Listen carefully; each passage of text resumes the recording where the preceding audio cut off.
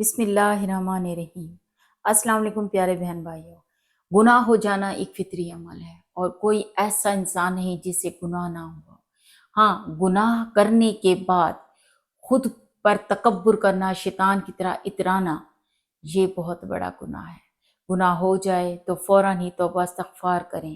جب انسان اللہ تبارک تعالیٰ کی بارگاہ میں گڑ گڑا کر توبہ کرتا ہے تو اللہ تبارک تعالیٰ اس کی خطاؤں کو معاف فرما دیتے ہیں، خواہ وہ کتنی ہی بڑی خطائیں کیوں نہ ہوں۔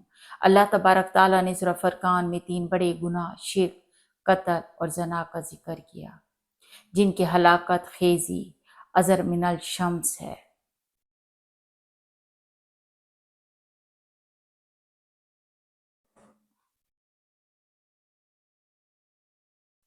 جب انسان ان گناہوں کے بعد توبہ کا طلبگار ہو کر اللہ تبارک تعالیٰ کی بارگاہ میں آتا ہے تو اللہ تبارک تعالیٰ اس کی خطاؤں کو معاف فرما دیتے ہیں۔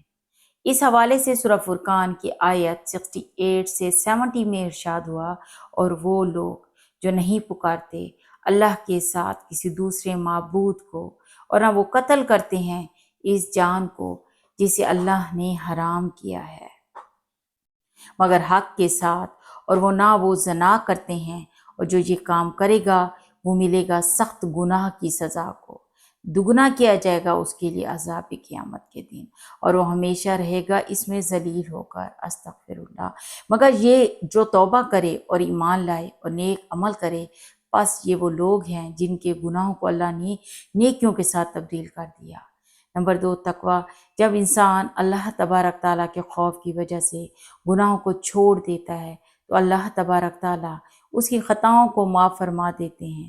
اللہ تبارک تعالیٰ سورہ طلاق کی آیت میں ارشاد فرماتے ہیں، اور جو اللہ سے ڈرے گا تو وہ دور کر دے گا اس سے اس کی برائیاں، اور وہ زیادہ کر دے گا اس کا اجر۔ نمبر 3 ہے گناہوں کے بعد نیکیوں کا اہتمام کرنا۔ جو انسان گناہوں کے بعد نیکیوں کا اہتمام کرتا ہے، اللہ تبارک تعالیٰ اس کے سابقہ گناہوں کو مٹا دیتے ہیں۔ اللہ تبارک تعالیٰ سورہ ہود کی آیت نمبر 114 میں ارشاد فرماتے ہیں، بے شک نیکیاں دور کر دیتی ہیں برائیوں کو، یہ نصیحت ہے یاد رکھنے والوں کے لیے۔ سبحان اللہ۔ نمبر 4 پر ہے صدقات کا اہتمام کرنا۔ جو انسان اللہ تبارک تعالیٰ کی بارگاہ میں اس کے دیے گئے مال میں سے خرچ کرتا ہے تو اللہ تبارک تعالیٰ اس کے گناہوں کو مٹا دیتے ہیں۔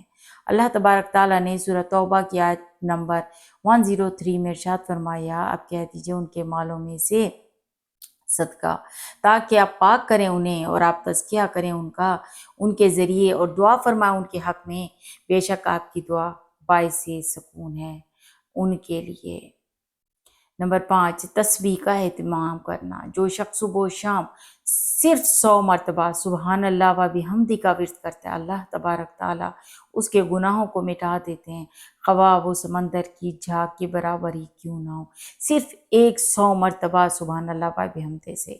نمبر 6، نبی کریم صلی اللہ علیہ وسلم کی اتباع کرنا۔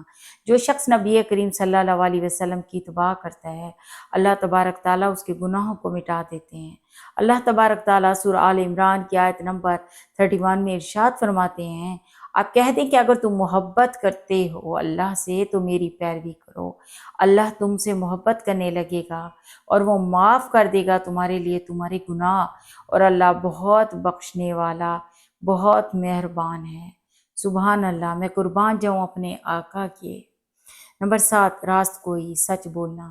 جو شخص زندگی کے نشیب و فراز کے دوران ہمیشہ سچائی سے کام لیتا ہے، اللہ تبارک تعالیٰ اس کی خطاؤں کو معاف فرما دیتے ہیں۔ سورہ احزاب کی آیت نمبر 70 تا 71 میں ارشاد ہوا، او لوگو جو ایمان لائے ہو، اللہ سے ڈرو اور بالکل سیدھی بات کہو، وہ درست کر دے گا تمہارے لیے تمہارے اعمال، اور وہ بخش دے گا تمہارے لیے تمہارے گناہ۔ اور جو طاقت کرے اللہ اور اس کے رسول کی تو یقیناً اس نے کامیابی حاصل کی، بہت بڑی کامیابی۔ کون سی کامیابی؟ بہت بڑی کامیابی، وہ بھی آخرت کی کامیابی۔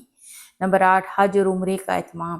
جو انسان اللہ تبارک تعالیٰ کی رضا کے لیے حج کرتا ہے، اللہ تبارک تعالیٰ اس کی خطاؤں کو معاف فرما دیتے ہیں، اور اس کو اس طرح کر دیتے ہیں جیسے وہ آج ہی اپنی ماں کے بطن سے پیدا ہوا ہے۔ اس زمانے میں ایک اہم حدیث درج ذیل ہے۔ سنن نسائی اور ابن ماجہ میں سیدنا عمر بن خطاب سے روایت ہے کہ نبی کریم صلی اللہ علیہ وسلم نے فرمایا کہ یکے بعد دیگرے حج اور عمرہ ادا کرتے رہو، کیونکہ ان دونوں کو پے در پے ادا کرنے سے فکر و فاقہ اور گناہ یوں ختم ہو جاتے ہیں جیسے بھٹی میل کچیل کو ختم کر دیتی ہے۔ اب بہت سارے لوگوں کا سوال ہوگا، اتنا مہنگائی کا دور ہے، ہم کس طریقے سے حج عمرے کا اہتمام کریں؟ تو میرے پیارے اسلامی بہن بھائیوں، اعمالوں کا دار و مدار نیتوں پر ہے۔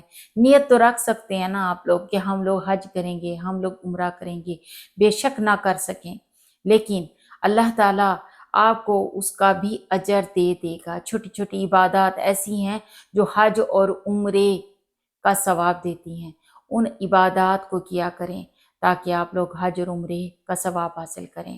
نمبر 9، قرآن مجید میں مستحکم ایمان۔ جو شخص قرآن مجید پر مستحکم ایمان رکھتا ہے تو اللہ تبارک تعالیٰ اس کی خطاؤں کو معاف فرما دیتے ہیں۔ اس حوالے سے سورہ محمد کی آیت نمبر 2 میں ارشاد ہوا ہے، اور وہ لوگ جو ایمان لائے اور انہوں نے نیک اعمال کیے اور وہ ایمان لائے اس قرآن پر جو نازل کیا گیا محمد صلی اللہ علیہ وسلم پر، اور وہی حق ہے ان کے رب کی طرف سے، اللہ نے دور کر دی ان سے ان کی برائیاں اور ان کے حال کی اصلاح کر دی۔ یعنی قرآن مجید پہ ایک پکا یقین رکھنا کہ یہ اللہ تعالیٰ کی آخری کتاب ہے۔ نمبر 10 ہے رمضان کے روزے کا اہتمام۔ جو شخص رمضان المبارک کے روزوں کا اہتمام کرتا ہے اللہ تبارک تعالیٰ اس کی جملہ خطاؤں کو معاف فرما دیتے ہیں۔ اس حوالے سے نبی کریم صلی اللہ علیہ وسلم کی اہم حدیث درج ذیل ہے کہ بخاری اور مسلم میں حضرت ابو ہریرہ رضی اللہ تعالیٰ عنہ سے روایت ہے کہ رسول صلی اللہ علیہ وسلم نے فرمایا، جو شخص ایمان و احتساب کے ساتھ رمضان کے روزے رکھے تو اللہ تعالیٰ اس سے گزشتہ گناہوں کو بخش دیتا ہے۔ سبحان اللہ۔ نمبر 11 ہے قیام رمضان۔ جو شخص رمضان کی راتوں میں قیام کرتا ہے اللہ تبارک تعالیٰ اس کے گناہوں کو معاف فرما دیتے ہیں۔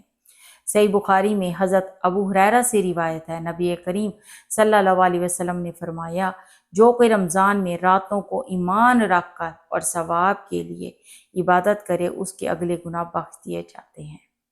صحیح بخاری میں حضرت ابو ہریرہ رضی اللہ تعالیٰ عنہ سے روایت ہے کہ رسول کریم صلی اللہ علیہ وسلم نے فرمایا کہ جو کوئی شب قدر میں ایمان کے ساتھ اور حصول ثواب کی نیت سے عبادت کے لیے کھڑا ہو اس کے تمام پچھلے گناہ بخش دیے جائیں گے، اور جس نے رمضان کے روزے ایمان کے ساتھ اور ثواب کی نیت سے رکھے اس کے اگلے تمام گناہ معاف کر دیے جائیں گے۔ سبحان اللہ۔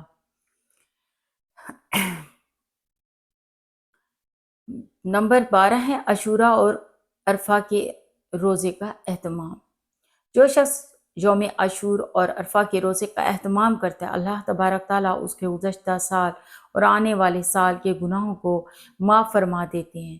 اس حوالے سے صحیح مسلم میں حضرت ابو قتادہ رضی اللہ تعالیٰ عنہ سے روایت ہے کہ نبی کریم صلی اللہ علیہ وسلم نے ارشاد فرمایا، میں اللہ تعالیٰ سے امید رکھتا ہوں کہ عرفہ کے دن کا روزہ 1 سال پہلے اور 1 سال بعد کے گناہ مٹا دے گا۔ اگر مذکورہ باعمال پر توجہ دی جائے تو انسان گناہوں سے پاک ہو سکتا ہے۔ اللہ تبارک تعالیٰ ہم سب کو گناہوں سے پاک زندگی گزارنے کی توفیق عطا فرمائے، آمین یا رب العالمین۔